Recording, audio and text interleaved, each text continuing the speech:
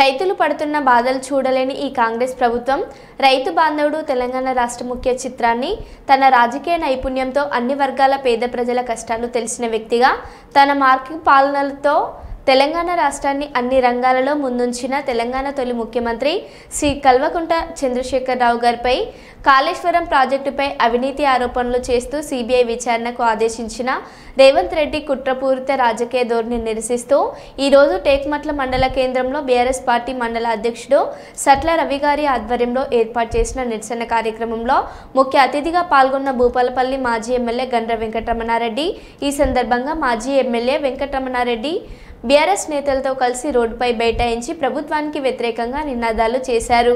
అనంతరం కేసీఆర్ గారిపై సిబిఐ విచారణ రద్దు చేయాలని డిమాండ్ చేస్తూ రేవంత్ రెడ్డి దిష్టిబొమ్మ దహనం చేశారు.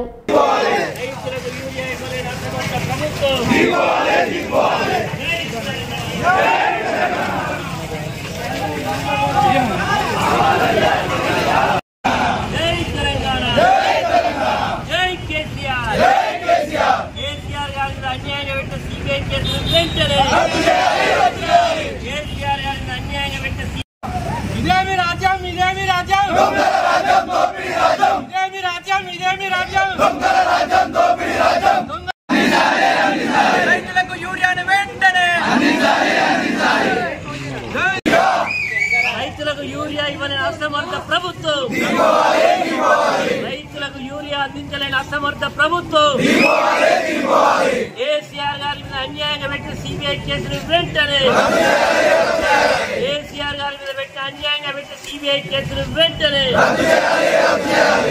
జై తెలంగాణ, జై కేసీఆర్.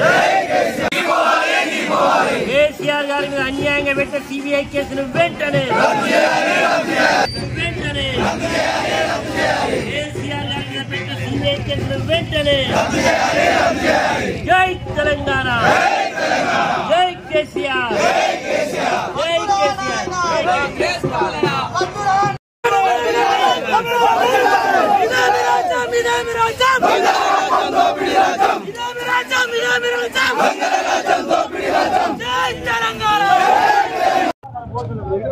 ఈరోజు టేకుమట్ల మండల కేంద్రంలో రైతులకు యూరియా దొరకక తీవ్రమైనటువంటి ఇబ్బందులు పడుతున్న ఈ ప్రభుత్వం ప్రేక్షక పాత్ర వహిస్తున్నది తప్ప రైతులకు యూరియా అందించాలి, రైతులను ఆదుకోవాలి, రైతులకు మనోధైర్యం ఇవ్వాలనేటువంటి మరి పద్ధతిని ఆలోచించకుండా నిర్లక్ష్య ధోరణిని అవలంబిస్తున్న సందర్భంగా బీఆర్ఎస్ పార్టీ ఈ ప్రభుత్వం చేస్తున్నటువంటి రైతుల వ్యతిరేక విధానాలకు నిరసనగా ఈరోజు మరి రాస్తారోకో నిర్వహించడం జరిగింది, నిరసన దీక్ష తెలియజేయడం జరిగింది.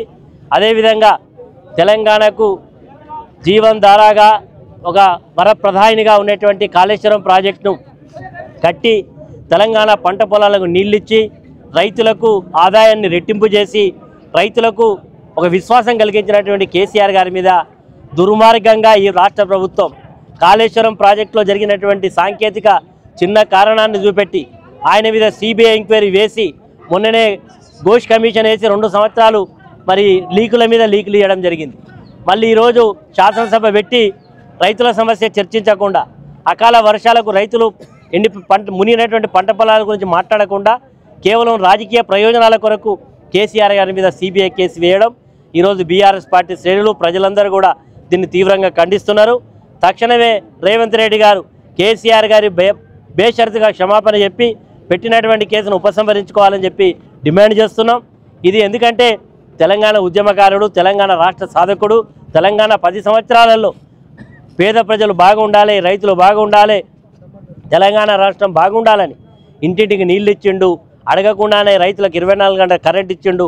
ప్రతి పంట పొలంలో ఈరోజు డైవర్షన్ పాలిటిక్స్ చేస్తూ ఒకరోజు ఫోన్ ట్రాపింగ్ అంటాడు, ఒకరోజు మరి విద్యుత్ కొనుగోలు మీద ఎంక్వైరీ అంటాడు, కాళేశ్వరం ప్రాజెక్టు మీద ఎంక్వైరీ అంటాడు. ఇచ్చిన ఎన్నికల వాగ్దానం అమలు చేయలేనటువంటి మరి చాతగాని ప్రభుత్వం ఈరోజు ఈ రకంగా కాలయాపన చేస్తున్నది. కాబట్టి వీటన్నిటిని నిరసిస్తూ ఈరోజు మేము రోడ్డెక్కడం జరిగింది.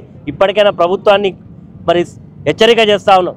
రైతులకు సమయం దాటిపోతూ ఉన్నది, వర్షాలు పడ్డాయి, భూగర్భ జలాలు పెరిగినాయి, నాట్లేసిన్లు, పత్తి కూడా ఈరోజు పూత దశకు ఉన్నది.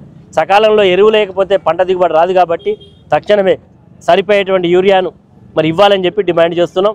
ఇవ్వకపోతే ఈ ప్రభుత్వానికి ఎక్కడెక్కడ స్తంభింపజేస్తాం, శాసనసభ్యులను మంత్రులందరినీ కూడా గెరావ్ చేసి ఎక్కడెక్కడ తిరగ కూడా చేస్తామని కూడా హెచ్చరిక చేస్తాం.